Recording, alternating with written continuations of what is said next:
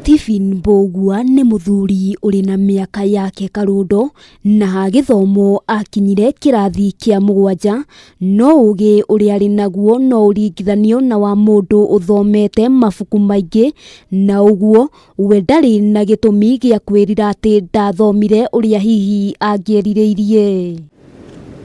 Mbugua ni muikari wa Ndaragwa kaunti-ini ya Nyandarua na turamuona ari na kamondo kanini na tugiciria kwaya gukorwo ni thukuru eciritie gucoka agakahingura na kuruta kamutambo kanini kari na munyugi na haha tukenda kumenya kangikorwo kari ka wira uriku. Uguo sigino yothe kana ni muti kana ni ki wekira thiini wa macini ni ku detect kindu kiu haria kiri. Atutariirie ageire na riciria ria guthundura macini ino kuumana na thina uria ukoretwo ugumeire muingi wigie maai matheru mwena wa Ndaragwa na uguo agithondeka macini iri na ugi wa kumenya kuria kungienjwo maai na kuume mithemba wa maai undu umwe na uriku wamo. Kani menyaga maai maya mena cumbi kana matire cumbi na ni hakoragwo he hatari ugicimba maai utekumenya maai macio kana mena cumbi kana matire cumbi. Twarikia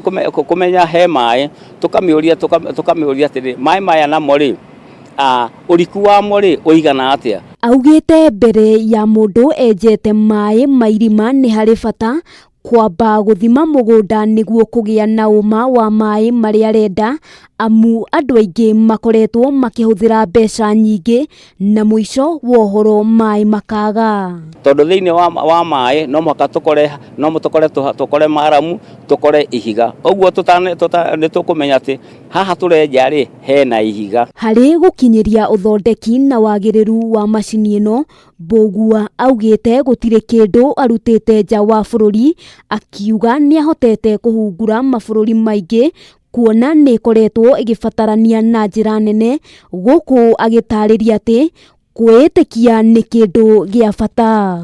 Uguo ni tumite thie na ndege nginya bururi wa nja kuu ni kuo thiete na ngathima maai na gakenera Ngai ni undu wa macini ino kundura kundu kuria nja. Kwa ihinda riri Mbugua augite to ugi wa mabuku ungituma mundu agacire muturire-ini no indi ni kio ona kwirutaniria na makiria moguo kwitikia no wike undu wa mwanya. Ngine makoragwo mena iheo no matiuikaine. Kiheo giki giakwa ni ngenaga tondu ni giteithagia andu muno. Handu-ini ha Kameme TV ritwa riakwa ni Wambui wa Njuguna.